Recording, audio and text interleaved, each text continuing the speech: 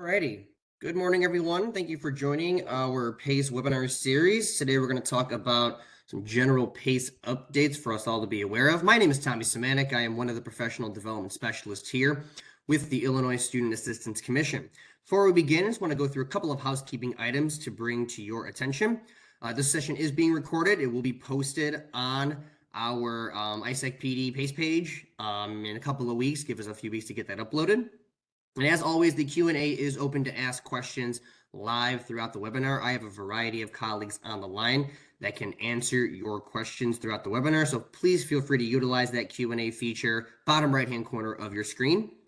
We will be offering continuing education and professional development hours for today's webinar. We will put that link in the chat at the end of the webinar, so please look out for that. And as always, we have a variety of on-demand webinars on PaCE and PD as well, whether it's FAFSA simplification related, other PaCE topics as well. So feel free to check that out. I'd like to go through this in case we have folks on the line who have not heard of ISAC before. Our mission is to provide Illinois students with information and assistance to help make education beyond high school more accessible and affordable. We also administer a variety of scholarships and grants across our state to our students, whether that be veterans programs, teaching programs, different types of loan repayment programs, etc. Lots of programs that we administer at the state. And then us here at the professional development side, myself included here and my team on the line, we offer a variety of sessions regarding the financial aid process, resources for our underrepresented students, as well as loan repayment and forgiveness program sessions as well. So we'll go ahead, we'll take you through our agenda for today. I'm going to talk a little bit about the legislation that was passed a couple of years ago that has brought us to this point with PaCE. And then we'll talk about PaCE frameworks across the state and what other folks are doing. And then I'm going to go through all of our support options and anything new that you may not have heard of already. So this is the Public Act 1020917 that sort of have built upon the already existing PWR Act, Postsecondary and Workforce Readiness Act. And it focused on two main components building upon this legislation. Number one being the Illinois PaCE framework, and then two, it also relates to the college and career pathway endorsement. So this was signed back in the summer of 2022 and went into effect on January 1st of 23. It does amend certain sections of the Illinois School Code for public high schools and Chicago public schools. So this is sort of a public mandate and not a private school mandate, obviously, here. So here is some of the specifics about what the law does. So this was back in July of 2023, a little bit close to a year ago. The four state education agencies had to adopt and publicize an update to that Illinois PaCE framework and extend it from previously 9th grade freshman year all the way down to the 6th grade. So that framework has actually been updated already. We have been past that deadline. That's on our website, and I'll be able to show you that later in the presentation. And then no later than July 1 of this year, 2024, ISB needs to publish and maintain a current database by region of employer champions for work-based learning and career readiness programs. They're also going to publish and maintain an inventory of resources that are going to be available to help support school districts across our state in implementing the college and career pathway endorsements. In addition, by July 1 here of this year, Chicago Public Schools is going to have their first deadline in terms of adopting and implementing a PaCE framework for the grades of 6th through 12th grade. It needs to be aligned to the framework adopted by the state agencies. Now, of course, they're going to have the option to just either adopt the state's framework or customize something on their own, but we'll talk about that in a little bit. Has to be available on a prominent location on a district's website. That's really the only sort of compliance factor that's associated with the law. So CPS kind of has the first deadline here, July 1, 2024. For other school districts across our state, their deadline is going to be now July 1, 2025. So they kind of have a little over a year now to do this and get the ball rolling. So these are other school districts, not CPS, that need to adopt and implement a PaCE framework. Again, those same grade levels aligning with the state agencies of 6th through 12th grade. A school district's framework, again, this must be posted on a prominent location on their websites. And if we have school districts, again, this is other than CPS, serving grades 9 through 12, they need to have elected to implement the college and career pathway endorsements, or they have the option to opt out of this implementation process. So we'll talk about what that means as well. A little more details here on offering the college career pathway endorsements. So these are the specific deadlines that kind of come later on with this law. So the top you're seeing are the requirements for Chicago Public Schools. They must have elected to implement CCPEs for the class of 2026. Has to be 1 endorsement area. Class of 28, it'll be 2 endorsement areas. And then the class of 2030, it will be at least 3 endorsement areas if that district has a 22-23 enrollment of more than 350 students. So it's kind of gradual as they move through some of these different classes. And then for other public school districts, not CPS, they have sort of the exact same requirements here, but it's just going to be 1 year later. So the class of 27, it's 1, class of 29, it's 2, and then the class of 31, it's at least 3 endorsements with those same enrollment requirements if they have more than 350 students. So here is sort of the piece that they have the option for school districts to opt out of adopting and implementing a PaCE framework. We've gotten a lot of questions sort of as we move through this new law when it's come out. We've worked with a lot of schools and institutions about what's the compliance factor here, right? Do I have to submit my framework anywhere? Do I have to have an official school board when we do this? The answer really is no, right? All it is that you've adopted, you're implementing, and it's on your website in a prominent location. The only time where the school board needs to get involved for an official sort of decision is when an institution or a district, school district, right, is opting out of implementation, either of all or parts of those requirements. And when they do so, they're going to be required to report their findings to ISB, the Illinois State Board of Education. And they want them to consider a couple of following items here when reporting their findings. So we'll go ahead and read those out now. The school district's current systems for college and career readiness, any sort of cost for implementing a PaCE framework balanced against the potential benefits for students, perhaps the willingness and capacity of their local business partners or community members to help implement some of the pathways, the willingness of higher ed institutions to partner with school districts for successful implementation of pathways, also some of the availability of dual credit opportunities, the availability of statewide databases in participating local business partners, and accessibility to those partners to the school district, and the availability of teachers, faculty, other staff, right? Credential standards for the dual credit courses in the endorsement areas, right? So some of these resources, some of the things around your community, consider those following items. If you're deciding to opt out of implementation, it's got to be an official school board action, and then to report the findings based on that criteria to the State Board of Education. Here's another kind of separate resolution here that's more sort of the responsibility on 2 of the main state agencies, us at ISAC, as well as the State Board of Education.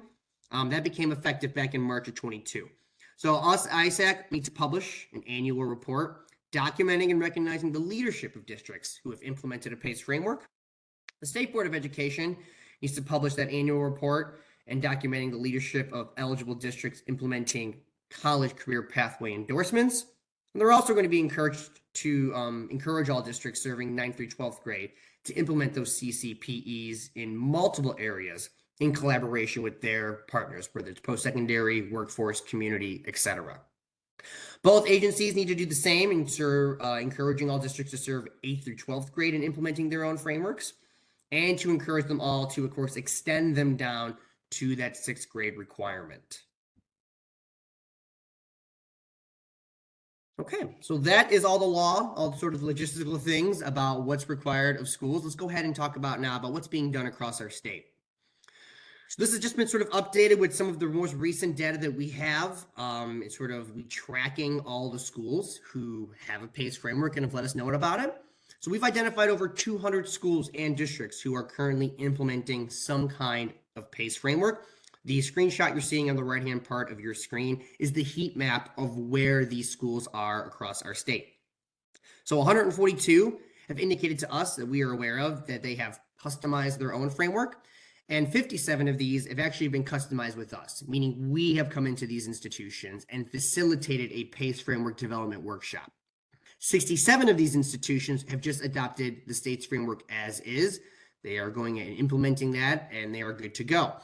So on the right-hand portion of your screen, you're seeing green bubbles, right? Green parts of the state is our customized frameworks. If it's orange, it means it is the state's framework, right? So there's sort of the color difference there. Now we have created a repository available on our website here. We do track who has customized frameworks. We encourage you all, if you do have customized frameworks and you have not sent them to us, to please send them to us so we can, of course, prominently display them on our website just to give institutions a better idea if they're deciding to customize their own frameworks to say, hey, what have these other institutions done? Maybe it's an institution that's close to my area and I'm not quite sure what they've considered. Maybe I want to kind of compare and contrast. How have they organized it? All those good things. That's the reason why we kind of collect that repository and post them on our sites. So out of that legislation, right, we talked about this in previous slides, the middle school framework sort of became born, right? So this is new, posted on our website to look for, but it's, of course, gets extended down to the 6th grade levels. And really, the 6th, the 7th, and 8th grade benchmarks are really focused on emotional social learning, not a ton of academic specific guidance like you may see in the high school framework. It's broken down by 3 different domains than what we were used to in the high school framework. The light blue bullet points, which I know may be hard to see, but those are going to be the aspiration section, the domain. The green ones are self-advocacy, and the dark blue ones are planning. So I know it's kind of hard to see, but you'll see a lot of them a little more broad, a little bit more about emotional social learning, like about exploring their habits or envisioning a positive future, exploring their strengths, and then kind of just introducing some of the career and post-secondary aspects to them, maybe more in the 8th grade level. So feel free to check that out. We are knowing about institutions already sort of extending their frameworks based upon what they see here in the state's framework. I'll talk a little bit more about what we're going to be offering in terms of training for middle school frameworks. The high school framework got updated as well. Not a ton of change here from legislation, right? We've, of course, as an agency, looked at this, made some tweak adjustments in terms of maybe simplifying some language and some of the benchmarks here, maybe getting things a little bit more concise. But essentially, it is pretty similar to what the framework used to be in the past. The exact same domains here, broken down by the same grade levels. And you see the different types of benchmarks in which they're under in terms of a student should be supported to or a student should know. Feel free to look at that on our website if you were looking for specific benchmarks on what's on there. So we may have institutions here on the call that maybe are just getting started with this, right? Knowing they have to meet this requirement for the legislation here. And the first kind of decision is going to be deciding, okay, I know I have to implement a framework, but we have to select the framework in the first place, right? So that's going to be a discussion between you and your team at your institutions. Do you want to just adopt the state's framework as is? Maybe you read through it. You say, yeah, this all sounds pretty good. We're doing a lot of these things. All this makes sense to us. We're going to adopt Illinois PaCE and work towards implementation of that. Or you may look at the framework of the states and say, hey, a lot of this, maybe a third of it doesn't make a lot of sense for me in my institution here. Maybe you're a rural school and a lot of different things are going on there, right? Maybe you want to adjust and take some things out. Maybe you want to add specific things to your institution and your community. You have the ability to do so, right? And then you would, of course, customize your own framework. Doing so, then you get that done. You can do that on your own or with facilitation by us. And I'll talk about what those support options are later, but those are kind of the options when it comes to selecting a framework. Either we're going to customize, we're going to change some things, or we like what the state has said, we like the framework the way it is, and we'll adopt it as is. I mentioned earlier that we, of course, encourage institutions to send us their customized frameworks. And again, it's kind of to sort of help institutions who are maybe brand new to the process, who are thinking about customizing their framework to say, hey, what does this even look like? What are these other benchmarks that schools are considering? What are they putting on their frameworks? And maybe where are they putting them on? So we encourage you, if you have not done so already, you're on the call, you have a customized framework, you have not sent it to us, to please shoot us an email, give us a PDF copy, send it to isac.pace@illinois.gov so we can, of course, post it to our website to give other institutions a chance to look, make it fancy, how you guys organize it, all those things. So we keep a repository of that on our website to, of course, expand the example pool of the different things that folks are doing with their frameworks. So here's just some examples I pulled off from the site that have, of course, allowed us to, and they've given it to us voluntarily, which has been great. So Belvedere, for example, you can see the way they've organized this, right?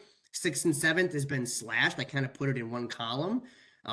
That's okay, right? Even the 8th grade, you can see the way they've kind of done that. And it looks pretty similar to how the states looks in terms of color and organization. You can see that their logo's on there, and they've changed some benchmarks around. So that's one example. And here's another one, right, where they would have made this a little bit more kind of prevalent to their institution, Riverbend here, right? We see a different way to organize it. It doesn't look like the state's framework in terms of color and formatting. They've done it a little bit different. And they've even chose to extend it down to the 5th grade level, right? And institutions have the freedom to do so, right? And they kind of delete and add benchmarks as they see fit. They've added different bullet points on there and the way they've organized it. So again, I guess another example of how to kind of take PaCE and make it your own.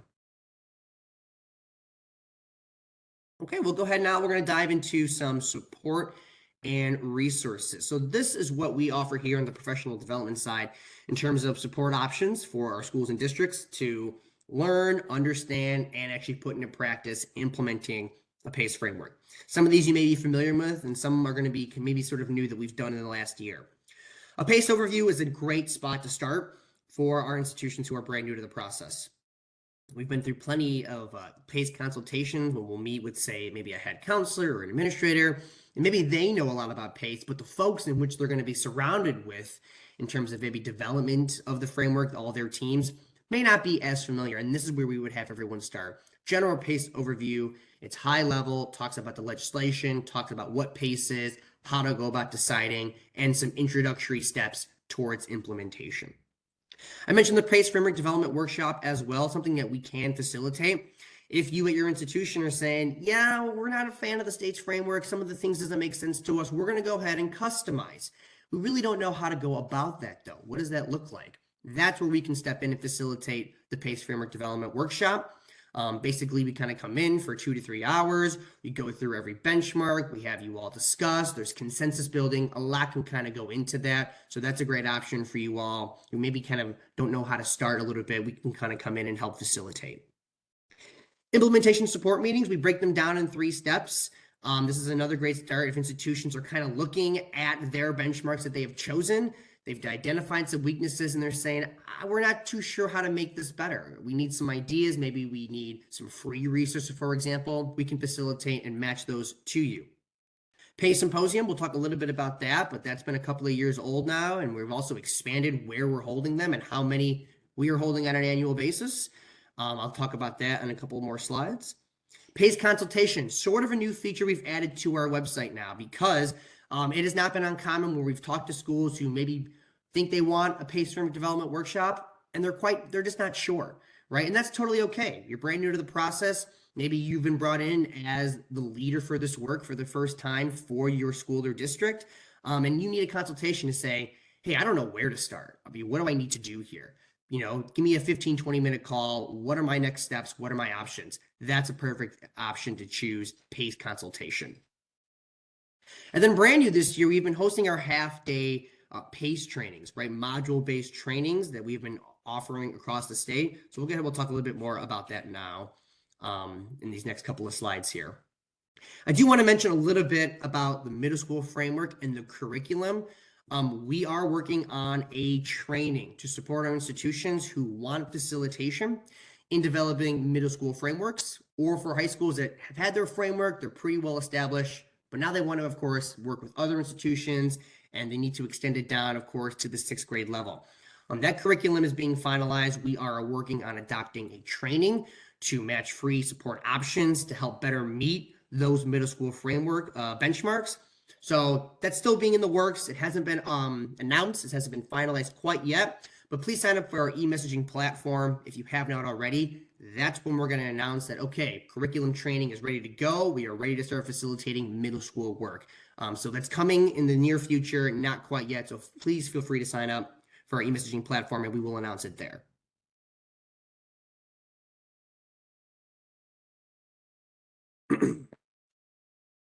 So I talked a little bit about that half-day PaCE training module format here. I want to get into some more details. It's brand new this year. We have been hosting these all across the state. in terms of Wayside, Illinois, some central ones, and of course the Chicagoland area. But these are designed to kind of go through very much in detail the whole PaCE process of adopting and details about implementing. We talk about best practices and next steps to fully implement a PaCE framework.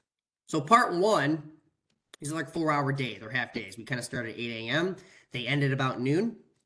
Part one is sort of the basics in terms of the first 2 modules, starting with a good plan, how to kind of start, what's the best way to implement a team and get everyone to have buy-in, taking a community and kind of leveraging what your resources are and thinking about how to gain additional support and resources with administration, community partners, etc.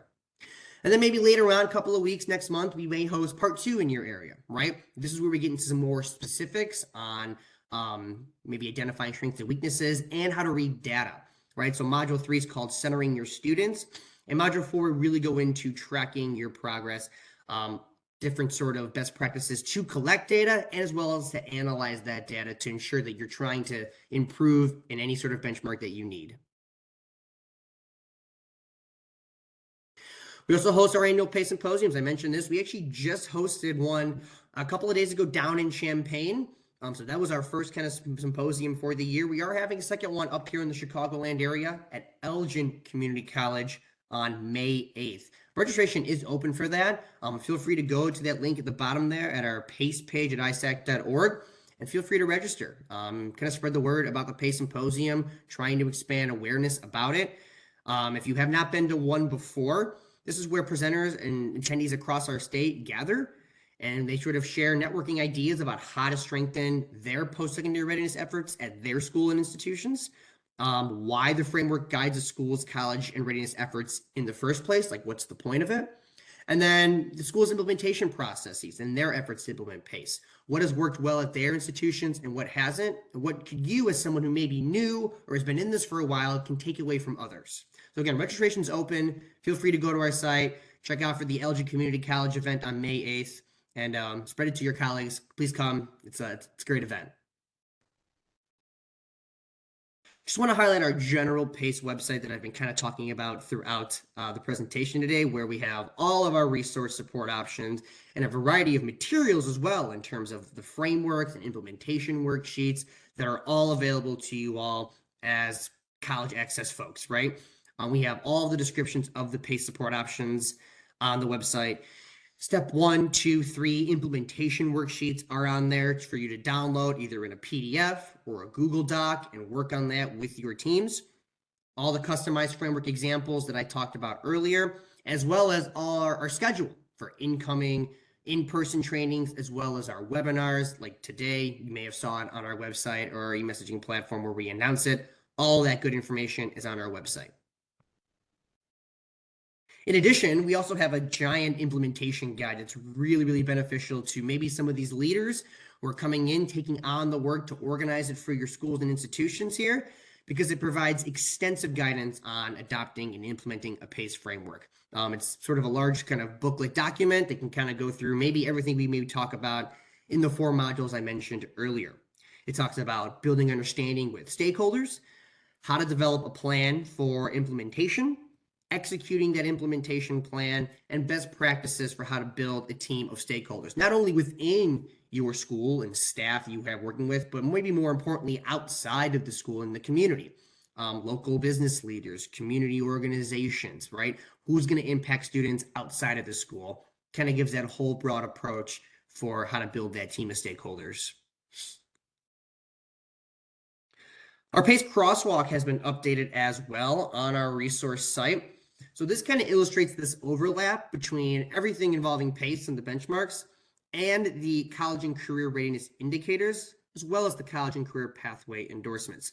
A lot of times I've gone to institutions who see not only the PaCE requirement from the legislation, but also the CCPEs, and they kind of get overwhelmed to say, oh, wait a minute, these are 2 separate things I have to do, maybe sort of in a short time frame for the resources available at your institutions. And what this crosswalk is trying to illustrate is that, listen, PaCE and CCPEs and CCRIs are all kind of working together, right? They're all sort of mutually reinforcing each other. So a lot of what you're doing, you're all going to identify already, and you'll see that it kind of hits all 3 of these kind of at the same time with some slight differences. So that's what that's meant to kind of illustrate for you, is that don't worry, it's not three separate things entirely. They're all kind of working together and kind of working towards the same goal.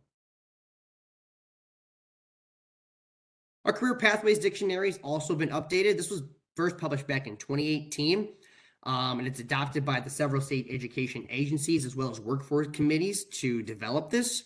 We've linked to pathwaysdictionary.org site where you can directly access this. This provides better upon sort of agreed definitions to foster alignment across the state in terms of frameworks, initiatives, what these pathways mean, everyone kind of using the same language. So I highly recommend if you are leading this work at your schools to check that out.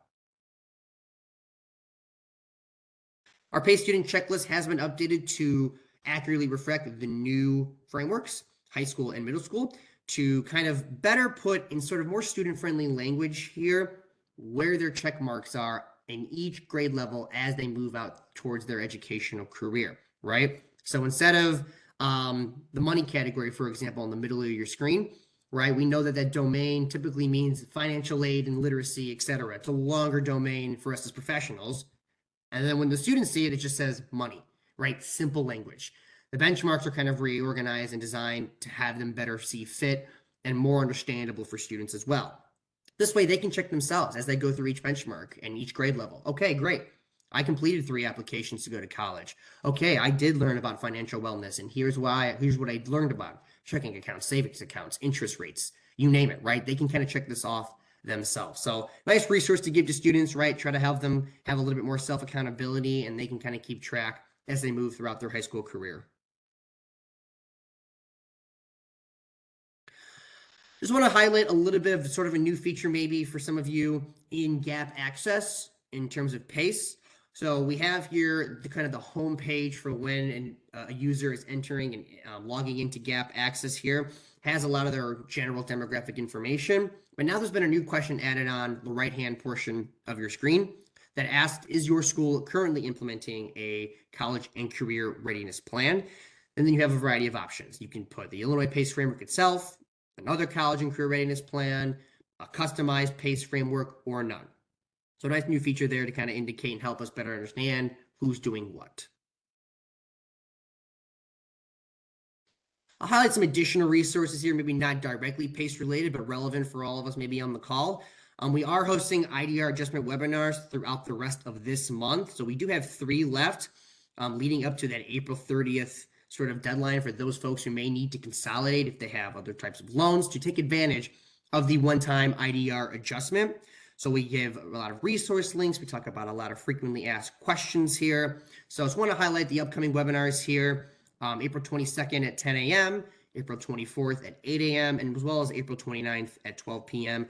Those are all on our PD upcoming offerings page. You look on that link, you go to our site, you're going to find it, and you can go through each one of those dates, whatever one fits for you. Click on that link to register and kind of learn about the IDR adjustment as we sort of approach that April 30th deadline. Our FAFSA communication toolkit is also posted on our PD FAFSA simplification site with all of the new changes from FAFSA and all sort of the issues here, trying to expand, okay, how can we best kind of give students, or some schools, I should say, support for communication. So we have a big resource guide there that kind of talks about some best practices when communicating with students and families, whether it's email templates, robocall templates, different ways to advertise things on social media, for example, examples of flyers to post and print them out, etc. So just a nice guide for using if you're working with financial aid completion, trying to expand workshops and get folks to complete a FAFSA or an alternative application. Some nice kind of scripts for you to use in terms of spreading the word about the offerings that you're holding at your institutions. Also want to highlight our financial aid application completion initiative.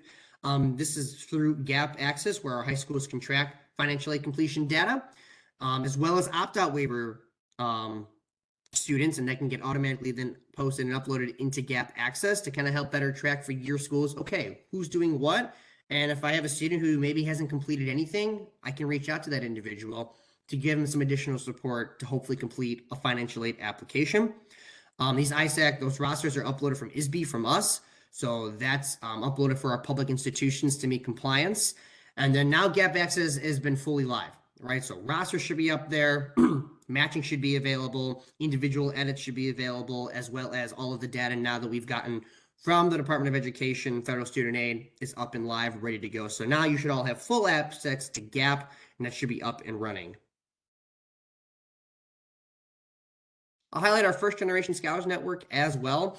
Sort of a new kind of program in the last couple of years that has been expanding, trying to continue and encourage our first gen students to keep going, right? While, of course, aligning them with the support and resources that they need. This is free. So if you do have first gen students who you work with, have them join the First Gen Scholars Network on our site here. We can allow them to connect with the First Gen mentor at ISAC. We dedicate staff to do that with students. Also, maybe connecting them with a first gen program on a campus. I've talked about this at length before. I know my team has heard me, but I was part of a first gen program at my alma mater at North Central College called Cardinal First, where I was receiving academic, emotional, as well as financial support as well, a scholarship each year just for being first gen, right? We're hopefully seeing a lot of institutions expand their first gen programs. So we're trying to connect those students with maybe an institution that has a program like that, as well as other check-in first-gen events that we're trying to sponsor across our state. I want to give a moment as well to talk a little bit about a new PaCE framework survey that we have created here at ISAC. We're trying to gain more accurate and current insight into where your school and districts are in the PaCE process to ensure that our lists are up to date, or if there's new institutions out there who haven't maybe had anything going on quite yet and want to report to us, to take a look at that framework survey to give an update to us about what's going on. So this is an open survey for everyone. We have opened this as a couple of weeks ago, and the deadline to complete the survey is Friday, May 31st, 11:59 p.m. If you have specific questions about what this is, or if you want to receive it or whatever, you can go ahead and give us an email here, but we do have the QR code for you to scan and take the survey. We would greatly appreciate it.